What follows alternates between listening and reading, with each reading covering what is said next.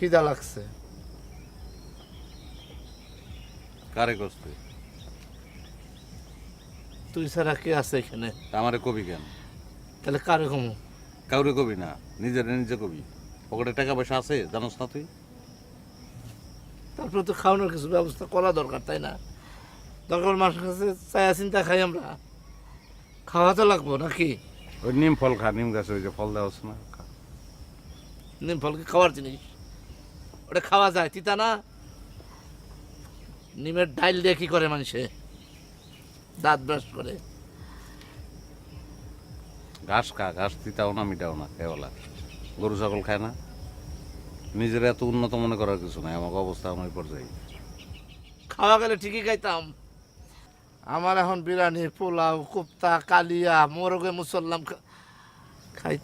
আচ্ছা, মোরগে মুসল্লাম জিনিসটা কি, কেমন খাওয়ান? তোরে গরম পানিতে সিদ্ধ কইরা তারপরে লবঙ্গ, গরম মশলা, পেঁয়াজ, মরিচ, হলুদ যা কিছু সব কিছু দিয়ে কষাইলে যেটা হইব ওইটাই মোরগে মুসল্লাম। রাগ হস কেন? তেরা কথা কস কেন? খিদা লাগছে কইলাম। খিদা লাগলে কি করবি? আমার খিদা লাগে নাই, আমি কইতাছি। কোনো জায়গায় যাই, যাই বলি যে আমাকে খিদা লাগছে, একটু খাওয়ান। এনে পয়সা থাকলে কামাইব? খিদায় আমার ঠান্ডা বাইরে যায়। নিজের হাত পাও খা। পারলে তাই করতাম। তোর কাছে কি 10 টাকা হবো? কোনো টাকা নাই। ঢাকা দিতে পারলে তোমার একটা কাম হইতো। টাকা যাবে, টাকা পাবি কই? ওই লোকই তো কইলাম যে যাইতে পারলে কাম হইতো, যাওয়ানোর তো উপায় নাই, আইটা যাবো। এই সমস্যার কোনো সমাধান নাই।